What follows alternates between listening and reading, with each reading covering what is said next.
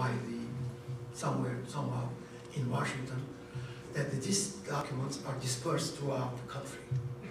And my friend Armenian, who is working for some firm about collecting Dutch bank documents, finances, he has stumbled. He cannot pursue. He says, some of the work that you're asking is in Costa Mesa, not Washington. So you have to tell us what do you want. We can copy and send to you. So it is kind of it's not impossible, but it's made excessively difficult. But it is possible. But I would say we have nothing serious in terms of archival work. And here, America, we have gold mine. As I said, we were the only embassy left with the missionaries to collect all this information. And it's rich in documents, rich in details. Can I ask you a favor, by the way? I understood that you're involved with UCLA. UCLA boasts that they have one of the best book collection in the West Coast. And I've been there. It's in such a bad situation. And apparently it's all over and nobody can get access to them. And we don't even have a great archival system over there to say, where are those books? How can I get access? And they still claim they have the best collection. Can somebody inquire in UCLA system to get that collection in a much better representation so people can get access to it? Well, there will be interest. I guess the university will respond. If the things are collecting dusts, they are. Things like that, then you will have lesser and lesser manpower assigned to that specific task. But UCLA was one of the places that got these microfilms that were prepared by Armenian Assembly of America's hired firm, Chadwick and Gilly. They actually formed microfilms. But no one can enter there unless you have a faculty. That's correct. And in those microfilms I found something. But if there will be interest, I am positive that there will be a positive response from the other side.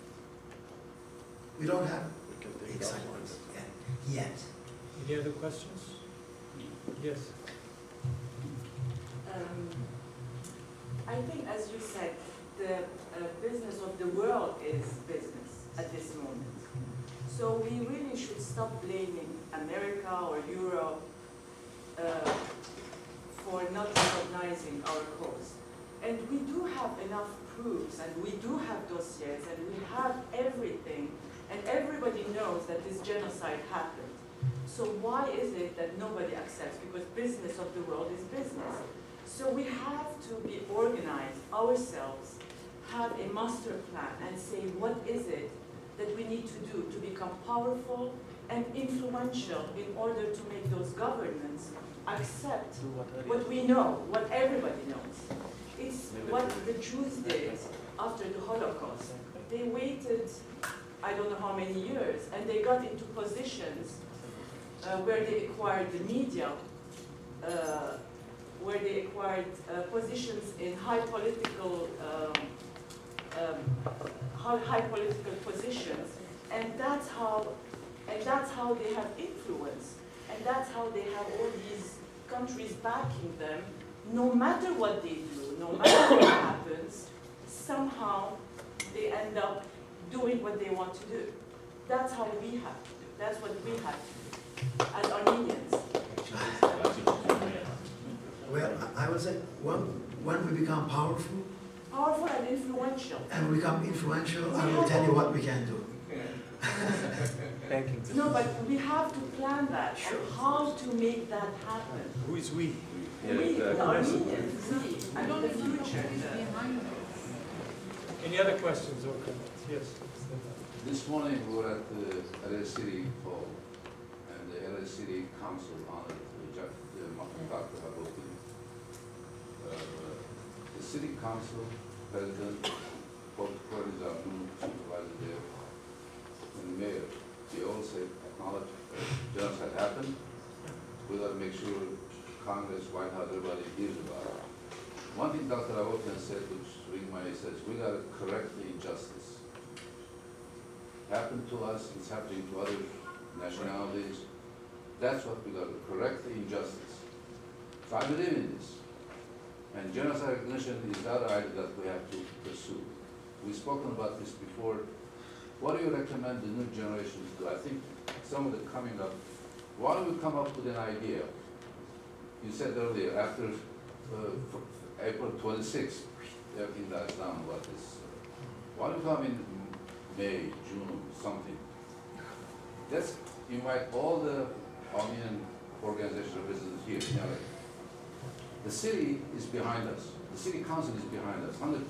I saw it today. Why don't you come with a plan, like you suggested, 5-year plan, 10-year plan, whatever.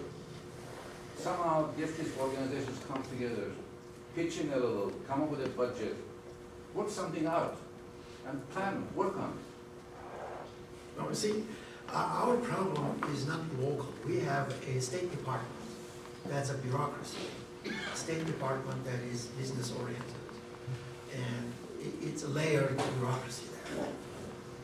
You know, we can at city level, we can do things, but when it comes to, we have done also at committee level. U.S. Congress Foreign Affairs Committee has recognized, not City Council of Los Angeles, U.S. Congress, no less than U.S. Congress, but where it goes from there. Governor of California. Let me say something about Stefan. I have proposed, and I have not made it public, but I have proposed that we have a united Armenian Council of Western United States. First, we have to do that. We have to get organized as one voice, not everybody saying what they have in their own benefit. I'm talking about all the Gusakutlan. I'm talking about all the churches, east, west, north. It's going to be another lecture. You're going to talk about it someday.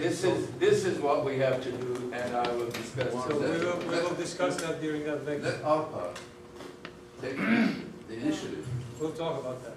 No, I'm proposing, call all the representatives of all the organizations we have, bring this topic. Okay.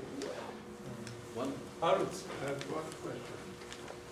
Professionals like you, maybe the first step should be the easiest step and the most professional step from the academic point of view, from the informational point of view, should be come together, get 10 people, 20 people like you of various backgrounds from Armenia as well as diaspora, and form a committee, and then you decide what strategies should be done, because that's the easiest way, because you have the information. If those organizations come together, they are much of lower quality. They are talkers. They are not people who can do things. You have the information, so so you start it, and you will be supported definitely. What's your position? Well, actually, I was thinking along these lines to establish connection with cardiologists in Turkey, because I have met a few of the cardiologists during international meetings. They come to me to see the my batch Armenians, Karagueuzian. Nasılsınız? Remember, I met one of them was actually the private physician of President of the Republic of Turkey, Sezer, who is now the private physician of Gül. And he claimed also that his grandmother was Armenian, with my wife Wendy. And when I introduced to my wife, I said, he's from Turkey, my wife was going to say again that. But that was a very correct sentiment, I guess. The guy is nationalist. He doesn't talk about Armenia. Bilateral bir şeyler oldu. You know what I'm saying is that on the Turkish side it's very hard, because the establishment there, the elite, is part of the Kemalist, Ittihadist junta. They can't do much. In the Armenian side, yes, it is possible. Perhaps we should have meetings. But again, what will be the result of such a meetings? It will be a seminar, it will be a book, it will be a declaration, which is being done already. In other words, the instrument that will be created as a result of gathering of